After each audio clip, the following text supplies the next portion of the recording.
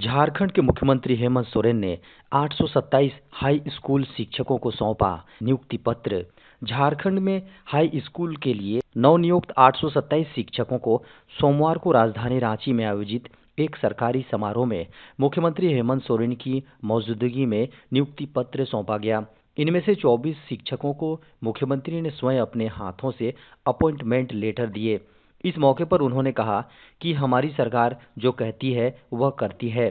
हमने युवाओं से जो वायदे किए हैं उसे हर हाल में पूरा करेंगे। शुरुआती दौर में कोविड और सुखाड़ जैसी चुनौतियों के कारण नियुक्तियों में बाधा जरूर आई, लेकिन पिछले 1.5-2 वर्षों से हमने इस दिशा में तेजी से काम किया है। मुख्यमंत्री ने कहा कि शिक्षा, वित्त, स्वास्थ्य, कृषि, पथ निर्माण विभाग सहित विभिन्न विभागों में लगातार नियुक्तियां की जा रही हैं। पहले झारखंड में नियुक्ति की नियमावलियां ही नहीं थीं, हमने यह काम पूरा किया। रोजगार मेलों का आयोजन कर निजी कंपनियों में 35,000 से अधिक युवाओं को नौकरी दिलवा। झारखंड में 18 अक्टूबर को होगी झारखंड कैबिनेट की बैठक, लिए जा सकते हैं कई बड़े निर्णय। झारखंड कैबिनेट की अगली मीटिंग 18 अक्टूबर को आहूत की गई है। मुख्यमंत्री हेमंत सोरेन की अध्यक्षता में होने वाली कैबिनेट की यह मीटिंग धुर्वा स्थित प्रोजेक्ट भवन में अपराह्न 3 बजे से मंत्री परिषद कक्ष में होगी। इस बाबत मंत्रिमंडल सचिवालय एवं निगरानी विभाग समन्वय की ओर से सूचना जारी की गई है। मीडिया की खबरों को माने तो कैबिनेट की बैठक में बड़े अहम योजना और प्रस्तावों पर मुहर लगाई जा सकती है। इसी के साथ झारखंड स्थापना दिवस से संबंधित कुछ महत्वपूर्ण फैसले लिए जा सकते हैं। बता दें कि इससे पहले झारखंड कैबिनेट की बैठक 5 अक्टूबर को बुलाई गई थी, जिसमें 32 प्रस्तावों को मंजूरी दी गई थी।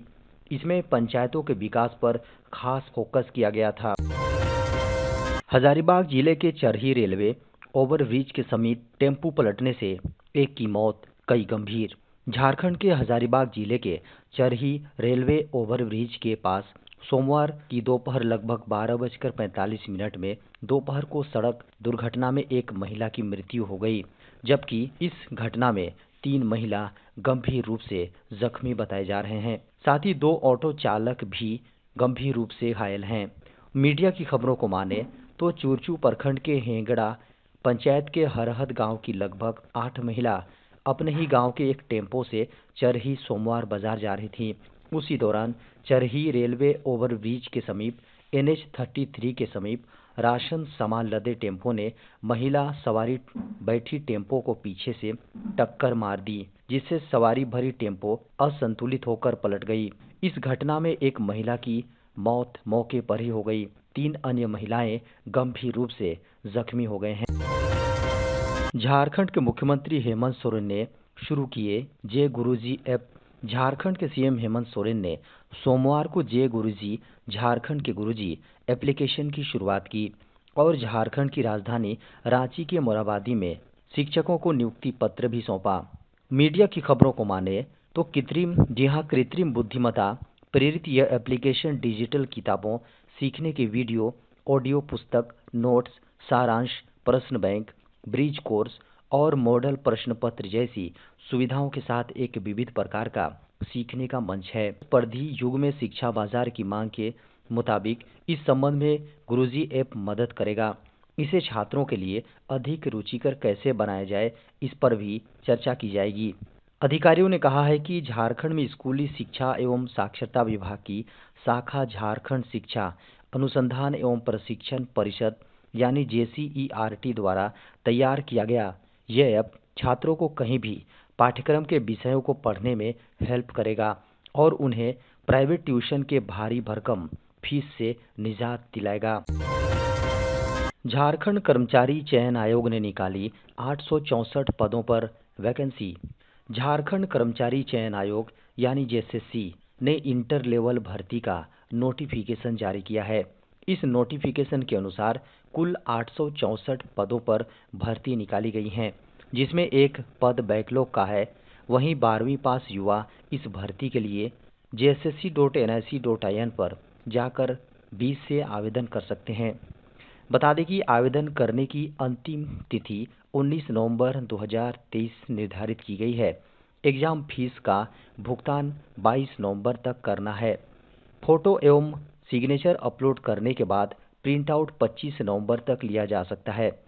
यह भर्ती झारखंड इंटरमीडिएट स्तर कंप्यूटर ज्ञान एवं कंप्यूटर में हिंदी टंकण अर्हता धारक पद हेतु प्रतियोगिता परीक्षा 2023 के लिए जारी होगी। रेलवे में सरकारी नौकरी का सुनहरा मौका, 10वीं पास करें आवेदन। दक्षिण पूर्व मध्य रेलवे भर्ती बोर्ड बिलासपुर ने रोजगार समाचार अक्टूबर 2023 में भर्ती की सूचना दी है। वर्ष 2023 23 के लिए खुले विज्ञापन खेल कोटा के तहत भर्ती अभियान के तहत ESECR को विभिन्न पदों पर भर्ती करनी है। विभिन्न ग्रेड के अंतर्गत इच्छुक और योग्य उम्मीदवार 13 नवंबर 2023 से या उससे पहले RRC SECR भर्ती 2023 के लिए ऑनलाइन आवेदन कर सकते हैं। RRC SECR भर्ती 2023 अधिसूचना में उल्लिखित अतिरिक्त पात्रता के साथ किसी भी संकाय में ग्रेजुएट 12वीं मैट्रिकुलेशन सहित पास सहित अपेक्षित शैक्षणिक योग्यता रखने वाले उम्मीदवार इन पदों के लिए रजिस्ट्रेशन कर सकते हैं। बता दें कि सभी पात्र उम्मीदवारों को प्रशिक्षण के लिए परीक्षण के लिए बुलाया जाएगा। उसके बाद भर्ती के अगले चरण के लिए केवल FIT उम्मीदवारों का मूल्यांकन किया जाएगा। SSC ने फरवरी 2024 के लिए जारी किया एग्जाम शेड्यूल। कर्मचारी चयन आयोग यानी SSC ने फरवरी 2024 एग्जाम के लिए अपना टाइम टेबल जारी कर दिया है। जो कैंडिडेट इन एग्जाम में भाग लेने की सोच रहे हैं वे आधिकारिक वेबसाइट ssc.nic.in पर जाकर पूरा शेड्यूल देख सकते हैं। ये एग्जाम SSC भर्ती परीक्षा में विभिन्न पदों के लिए आयोजित की जाएगी, जिसके जरिए ग्रेड C विभागीय प्रतियोगी परीक्षा, SSAUDC विभागीय प्रतियोगी परीक्षा, JSALDC विभागीय परीक्षा और केंद्रीय सचिवालय सहायक ग्रेड लिमिटेड परीक्षा आते हैं। बता दें कि परीक्षा का शेड्यूल कुछ महीने पहले ही जारी किया गया है, जिससे अभ्यर्थियों को तैयारी करने का पूरा वक्त मिलेगा। SSC ने कहा है कि एग्जाम शेड्यूल जारी करना महत्वपूर्ण है, क्योंकि जो उम्मीदवार एग्जाम की तैयारी में जुटे हुए हैं वे अपने लिए एक योजना बना सकते हैं और अपने सिलेबस को समय रहते कवर कर सकते हैं। बता दें कि स्टाफ सिलेक्शन कमीशन की परीक्षाओं में उपस्थित होने वाले अभ्यर्थियों को सलाह दी गई है कि परीक्षा के दिन उनकी उपस्थिति उनके आवेदन में अपलोड की गई फोटो से मिलती हो। वहीं आवेदन फॉर्म में अपलोड की गई फोटो उनसे नहीं मिलेगी तो इस स्थिति में उम्मीदवार को परीक्षा में बैठने की अनुमति नहीं मिलेगी। 20 अक्टूबर से दौड़ेगी रैपिड ट्रेन, PM मोदी करेंगे उद्घाटन। देश को पहली रैपिड रेल मिलने वाली है। प्रधानमंत्री नरेंद्र मोदी 20 अक्टूबर को रैपिड ट्रेन का उद्घाटन करेंगे। प्रधानमंत्री नरेंद्र मोदी 20 अक्टूबर को सुबह 11:15 बजे पर साहिबाबाद में रैपिड ट्रेन को हरी झंडी दिखाएंगे। गाजियाबाद मेरठ कॉरिडोर के 17 किलोमीटर लंबे खंड में रैपिड रेल को शुरू किया जाएगा। इस कॉरिडोर की कुल लंबाई 82 किलोमीटर है और इसका 14 किलोमीटर हिस्सा दिल्ली में है, जबकि 68 किलोमीटर का हिस्सा उत्तर प्रदेश में है।